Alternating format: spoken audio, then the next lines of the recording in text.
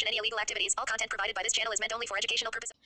পুলওয়ামা কাণ্ডে বীর শহীদদের শ্রদ্ধা জ্ঞাপন করছেন কোচবিহারে আস্থা ফাউন্ডেশনের পক্ষ থেকে। সঙ্গে ছিলেন কোচবিহার সৈনিক সংঘের প্রাক্তন সদস্যরা। বীর শহীদদের শ্রদ্ধা জানাতে ভুলিনি আমরা, সেই উপলক্ষে আস্থা ফাউন্ডেশনের পক্ষ থেকে তাদের ফটোতে ফুল, গোলাপ ফুল, ধূপকাঠি, মোমবাতি জ্বালিয়ে শ্রদ্ধা নিবেদন করা হয়। 40 জন শহীদের নামে বৃক্ষরোপণ করা হয়। পথ চলতে মানুষদের হাতে গাছের চারা তুলে দেওয়া হয় এবং পিছিয়ে পড়া মানুষদের জন্য শীতের কম্বল তুলে দেওয়া হয়। এই কর্মকাণ্ডে উপস্থিত ছিলেন আস্থা ফাউন্ডেশনের সম্পাদক শঙ্কর রায় এবং প্রাক্তন সৈনিক সংঘের সম্পাদক তপন চক্রবর্তী। উপস্থিত ছিলেন কোচবিহার সেন্ট জনস অ্যাম্বুলেন্স অ্যাসোসিয়েশনের ডিরেক্টর সুজন সাহা মহাশয়। আমরা হয়তো সবাই আনন্দ ফুর্তি করছি যেহেতু 14ই ফেব্রুয়ারি সরস্বতী পূজা এবং ভ্যালেন্টাইন্স ডে, কিন্তু এই 14ই ফেব্রুয়ারি 2019-এ যে ঘটনাটা ঘটেছিল জম্মু কাশ্মীরে, সেখানে আমাদের সিআরপিএফের রুটিন যে কাজ করছিল, তারা বাসে করে যাচ্ছিল।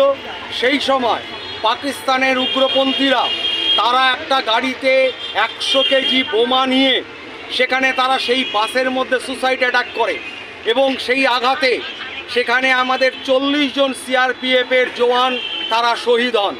এবং সেই দিন থেকে আমাদের ভারতবর্ষ সরকার আজকের দিনটাকে ব্ল্যাক ডে ঘোষণা করা হয়েছে।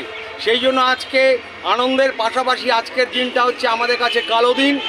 এই দিনে আমরা প্রতি বছর আস্থা ফাউন্ডেশন এবং জেলা প্রাক্তন সৈনিক সংঘের সহযোগিতায় সাগরদিঘির পাশে অবস্থিত এই প্যাটার্ন ট্যাঙ্কের সম্মুখে আমরা সেই শহীদ 40 জন শহীদদের প্রতি শ্রদ্ধা জ্ঞাপন জানাই আজকের এই কালা দিনের মধ্য দিয়ে।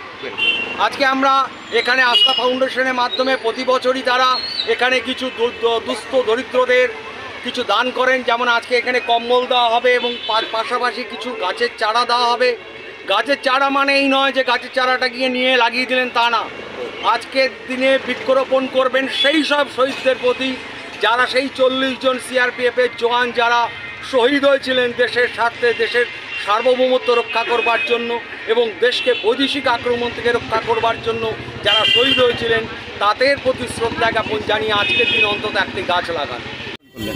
আজ আমরা কোচবিহার আস্থা ফাউন্ডেশনের পক্ষ থেকে 14ই ফেব্রুয়ারি 2019 সালে আমাদের বীর 40 জন সৈনিক দেশের জন্য প্রাণ দিয়েছিলেন, তাদের সম্মান জানাতে আমরা কোচবিহারে তাদের ফটোতে ধূপকাঠি, মোমবাতি জ্বালিয়ে শ্রদ্ধা নিবেদন করলাম। তার সহ কী করলেন?